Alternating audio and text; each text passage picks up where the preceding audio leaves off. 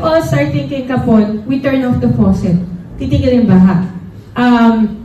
And also urge LGUs to do kapon, which we're doing now. Mayroong program yung Post Kapon for All Pets. It's actually convincing the LGU. There's an ordinance. Nag-draft na kami ng ordinance. Kopyahin nyo na lang.